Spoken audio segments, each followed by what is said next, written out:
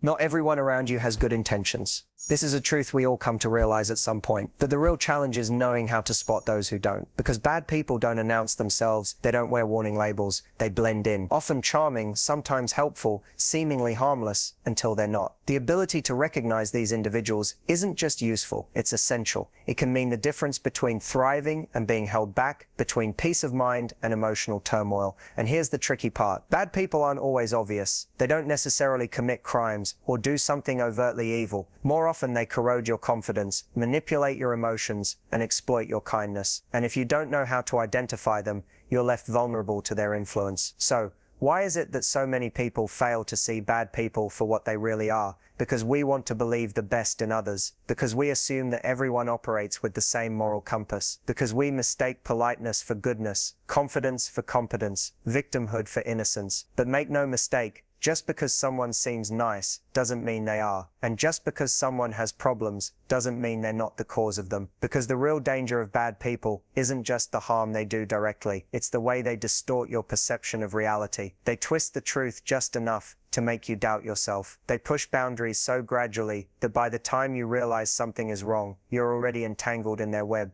And the longer you stay, the harder it becomes to see them clearly. Psychologically speaking, our minds resist the idea that someone we've trusted could be toxic. It creates a cognitive dissonance, a conflict between the reality we sense and the belief we want to hold on to. So, we justify their behavior. We tell ourselves they didn't mean it, that they had a bad day, that they'll change. We explain away the red flags because confronting them would mean admitting we've been deceived. And that's uncomfortable. But avoiding that discomfort is what keeps people stuck. There's a powerful philosophical idea that applies here. The easiest person to fool is yourself. We like to think we're good judges of character, but the truth is, our own biases, our hopes, our fears, our need for connection can blind us. This is why it's so important to develop an objective lens when it comes to assessing people, to stop seeing them as we wish they were and start seeing them as they are. And here's the most important part. Spotting bad people isn't about being cynical. It's not about assuming the worst. Bad people don't just cause harm through physical actions. They manipulate, deceive, and distort reality to serve their own agenda.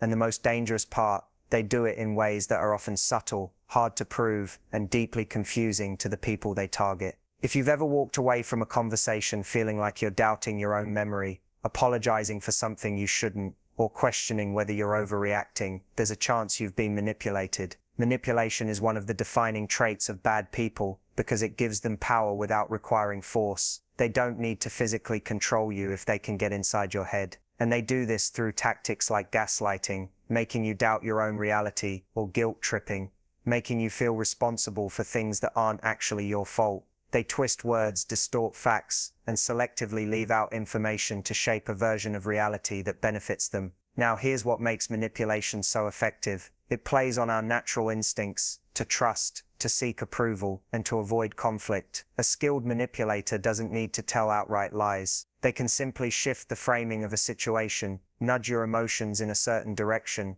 or ask just the right leading question to make you second-guess yourself. And once you're caught in that web of doubt, they have control. Because the moment you start questioning your own judgment, you start relying on them for answers. Deception works in a similar way. It's not just about lying, it's about creating a version of the truth that serves them. A bad person might not tell you an outright falsehood. They might just tell you part of the truth, omitting the details that would change how you see the situation. They might say things in a way that makes them sound like the victim when in reality they were the one pulling the strings all along. What's worse is that they often do this with charm and confidence. Most people expect liars to be nervous, shifty-eyed, or obviously untrustworthy, but some of the most deceptive people are the ones who seem the most convincing. They speak with certainty, they know how to make their version of events sound logical, even when it's a complete distortion of reality. And because of that, they get away with it sometimes for years, sometimes forever. This is why people stay in toxic relationships, why they remain loyal to individuals who have repeatedly betrayed them, why they keep giving second, third, and fourth chances to someone who has already shown their true colors. Because manipulation and deception don't just control your actions, they control your perception of reality. And once someone has control over your perception, they have control over you. So, how do you protect yourself yourself. First, trust patterns, not promises. Bad people will say anything to maintain control, but words mean nothing without consistent action. If someone repeatedly manipulates, deceives, or gaslights you, that's not a mistake, it's a strategy. Second, listen to your instincts. If something feels off, even if you can't logically explain why, don't ignore that feeling. Often your subconscious picks up on subtle cues that your conscious mind hasn't fully processed yet. And finally, watch how they react when you start to assert boundaries. A person with good intentions will respect them. A manipulator will try to find ways around them, make you feel guilty for setting them, or twist the situation to make themselves the victim.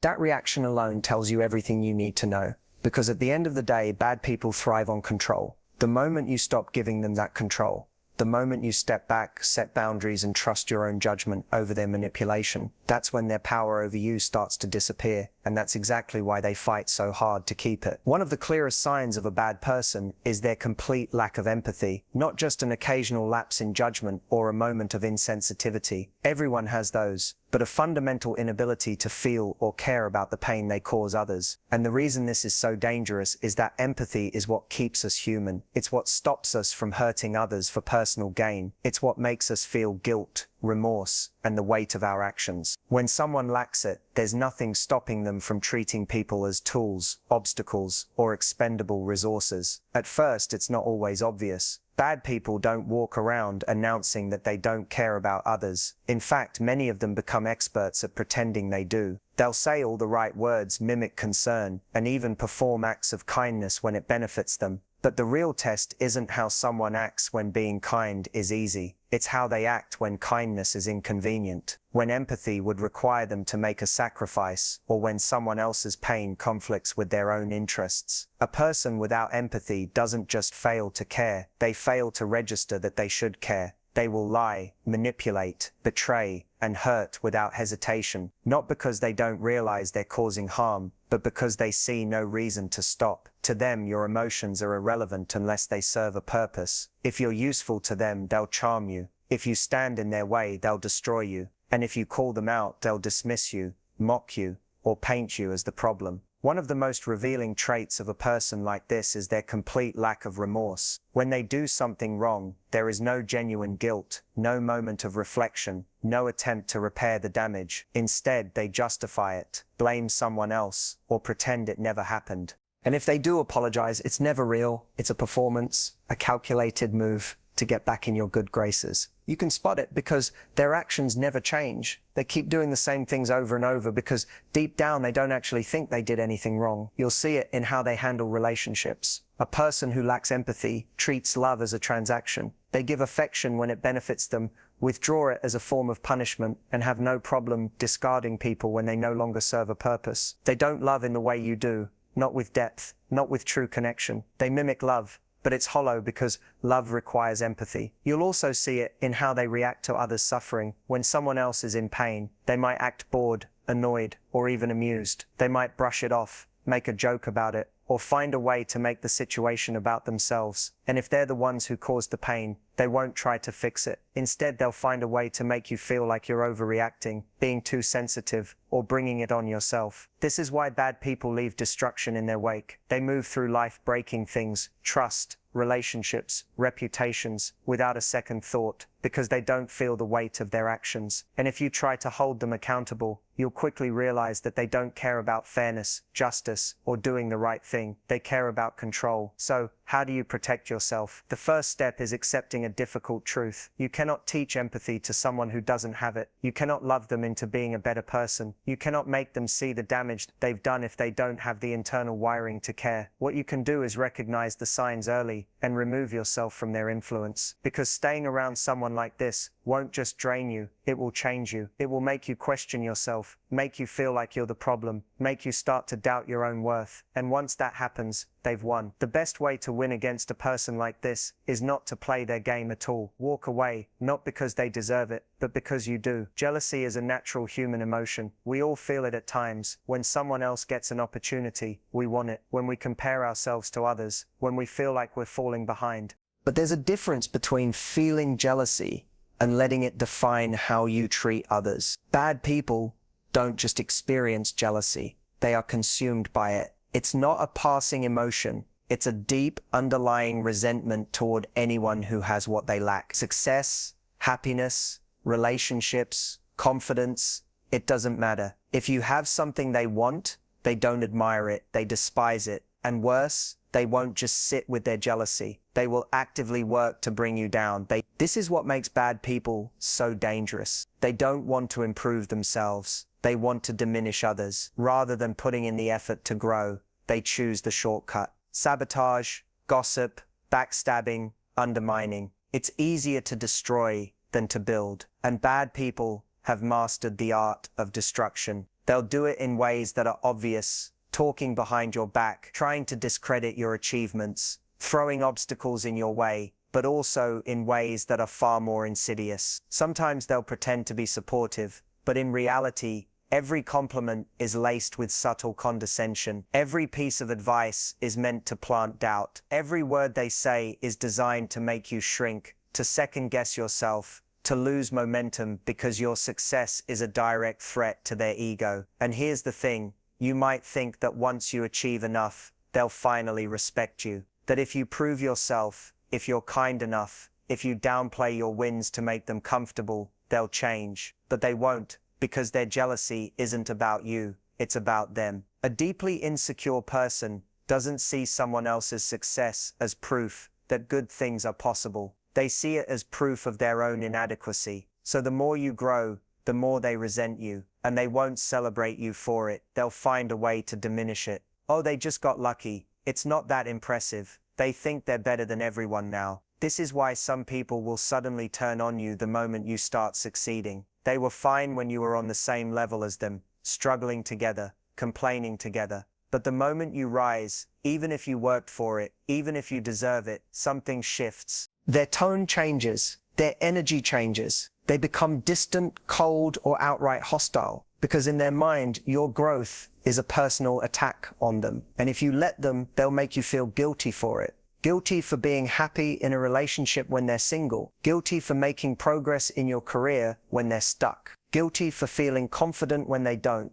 But here's the truth. You are not responsible for shrinking yourself to make someone else feel comfortable. Your success does not take anything away from them, and anyone who truly values you will want to see you win. So, how do you protect yourself? Pay attention to how people react when good things happen to you. Do they celebrate with you, or do they dismiss, minimize, or subtly undermine you? Do they encourage you to keep going, or do they plant doubts, warn you not to get ahead of yourself, or suddenly go silent when you achieve something great? If someone's support for you is conditional, if they're only happy for you when you're struggling but resentful when you thrive, that's not a friend, that's not a supporter, that's someone who wants you to stay small so they can feel big. And you don't need that energy in your life. Because the truth is, the people who genuinely care about you will never be threatened by your success. They'll be inspired by it, they'll celebrate it, and most importantly, they won't make you feel like you need to apologize for it. So don't apologize. Don't shrink yourself to make them feel better. Don't dim your light because it makes someone else uncomfortable. Be unapologetically successful, happy, and at peace. And let the people who can't handle that remove themselves from your life. There's a pattern you'll notice with bad people. Nothing is ever their fault. No matter what happens, no matter how obvious their role in the situation is, they will always find a way to shift the blame onto someone else. And if they can't escape accountability, they'll do something even more infuriating. They'll flip the script and make themselves the victim. This isn't just frustrating, it's dangerous, because responsibility is what allows people to grow. When a person refuses to own their mistakes, they don't change, they don't evolve, and they certainly don't care about the damage they leave behind. Instead, they develop a skill set designed to manipulate reality itself, twisting events, rewriting history, and painting themselves as the innocent party, no matter how much destruction they've caused. At first, it might not be obvious. You might think they're just unlucky, that life keeps dealing them a bad hand, that they're constantly being misunderstood or mistreated. They'll have a story, always, a long list of people who have done them wrong, a series of jobs that didn't appreciate them, exes who were crazy, friendships that ended in betrayal. And if you listen closely, you'll notice something. In every single story, they are the victim. But here's the truth. When someone's life is a constant cycle of blame and self-pity, they are the common denominator. Not everyone they've encountered can be the problem. At some point you have to ask, what's the other side of the story? People who refuse to take accountability are not just avoiding guilt, they are avoiding growth. When you never accept responsibility, you never have to change. You can keep making the same mistakes, hurting the same people, repeating the same toxic behaviors, and still see yourself as the hero of your own story. And the moment someone tries to hold you accountable, you turn the tables. That's when the victim act comes out in full force. Suddenly they're the ones who are hurt. Suddenly they were just trying their best and you're being unfair. Suddenly you're the bad guy for bringing up the issue at all. This is why calling out a bad person often feels like a trap. You go into the conversation expecting resolution, thinking that if you explain how they hurt you, they'll take accountability, reflect, and try to make things right. But instead you find yourself on the defensive, somehow apologizing for the way you brought it up, for your tone, for making a big deal out of nothing. And that's the goal. They don't need to prove they were right. They just need to exhaust you to the point where you give up. They make it so difficult, so emotionally draining to confront them, that eventually you stop trying. That's how they win. The real danger of people like this isn't just that they refuse to change, is that they make you question your own judgment. When you repeatedly deal with someone who twists reality, who denies obvious facts, who always finds a way to turn the blame back on you, you start doubting yourself. You start wondering if maybe you are overreacting, if maybe you are being too harsh, if maybe, just maybe, they really are the victim this time, but they're not. A person who cannot take accountability will never change, because change requires self-awareness. It requires the ability to say, I was wrong. It requires the humility to recognize that actions have consequences and that other people's feelings matter. If someone in your life refuses to do that, you have two choices. Accept that they will continue to hurt you, lie to you, and manipulate you, or walk away. And I know that's not always easy. Some of these people will be people you love, people you've invested time in, people who at times have shown you a version of themselves that you want to believe is real. But if someone consistently refuses to take responsibility for their actions, they are telling you who they are. Believe them, because in the end, the only person you can control is yourself. You don't get to decide whether someone else grows, whether they choose to be better, whether they take accountability for their own life, but you do get to decide how much space they take up in yours. Choose wisely. Recognizing bad people is one thing, protecting yourself from them is another, because here's the reality. Bad people don't go away on their own. They don't wake up one day, have an epiphany, and decide to stop manipulating, deceiving, or undermining others. They continue for as long as they are allowed to. The question is, how long are you willing to let them? Most people don't set boundaries because they assume others will play by the same rules they do. They expect basic decency, mutual respect, and fairness. But bad people don't follow those rules. They take as much as you give, push as far as you let them, and only stop when they're forced to. If you don't create boundaries, they will create the terms of the relationship for you. And trust me, those terms will never be in your favor. At first, it might not even feel like they're taking advantage of you. Some bad people are obvious in their toxicity, but the truly dangerous ones, they don't come at you with aggression. They come at you with charm, with guilt, with subtle manipulation. They make you feel like setting boundaries would be selfish, that saying no would be cruel, that protecting yourself means you're the bad guy, you're bad guy dete. And that's how they keep you in their orbit, not by force, but by persuasion, by making you believe that their happiness depends on your compliance, by making you feel responsible for their feelings, their reactions, their success, their failure. And before you know it, you're not just allowing them into your life, you're prioritizing them over yourself. This is why so many people struggle to walk away from toxic individuals, because bad people don't just take advantage of you. They make you feel like you owe them something. But here's the truth. You owe them nothing. You don't owe anyone your time, your energy, or your peace of mind if they have repeatedly shown you that they don't respect you. You don't owe someone unlimited chances just because they keep promising to change. You don't owe them your silence when they've mistreated you. And you certainly don't owe them access to your life if all they do is take from it. The hardest part of setting boundaries isn't saying no, it's dealing with the reaction when you do. Because the moment you draw a line, the moment you stop allowing the manipulation, the entitlement, the toxicity, you'll see their true nature come out. If they were using you, they'll become resentful.